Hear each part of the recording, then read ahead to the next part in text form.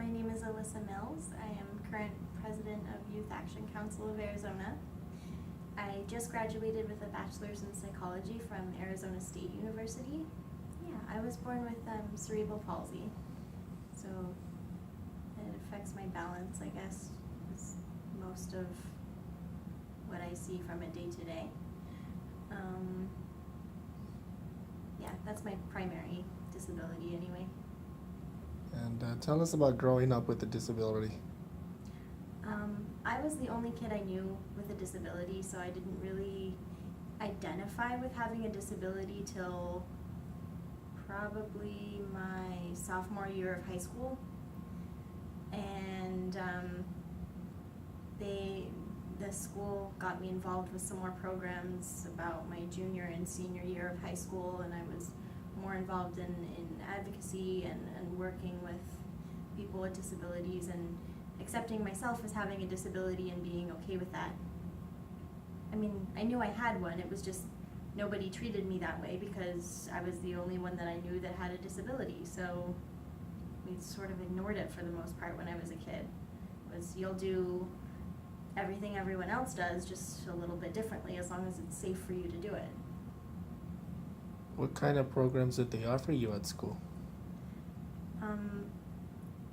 I first got involved with a mentor program in high school, and then as I was transitioning, well, in my senior year, the beginning of my senior year, they got me involved in a youth transition program where you go through job shadows and resume building and research in the career that you want to do, pretty in-depth research, and find out if there's like a market for what you want to do, whether you're physically or cognitively able to perform the tasks, what accommodations you might need for the career path that you've chosen, or whether you want to go to a technical school or straight into the workforce.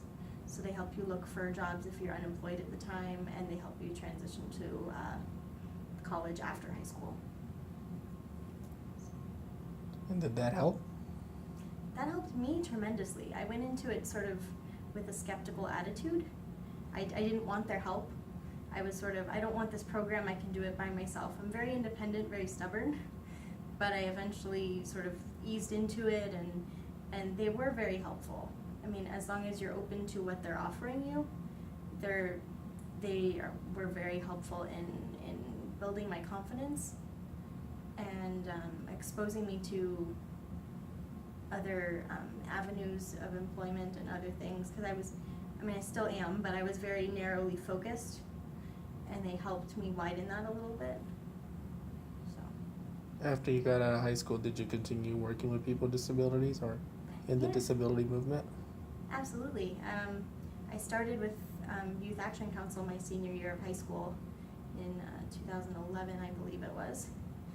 And I've been with them ever since, and sort of dabbled in other advocacy organizations and projects, and my work is involved with people with disabilities. My future career path will be involved with people with disabilities, so it's sort of a running theme, considering I isolated myself from it so much before. So what does self-advocacy mean to you? Self-advocacy to me is sort of a multi-layered thing, because self-advocacy is, as it says, it's for you. It's a confidence builder for you to understand how you interact with others in the world, and build you up as a person and give you the confidence to fight for what you need. But it's also, and this is sort of secondary, but if it helps other people, if your advocacy for yourself helps other people see that they can do that too, then it's sort of twofold. So. Nice. So what does Alyssa do for fun? What do I do for fun?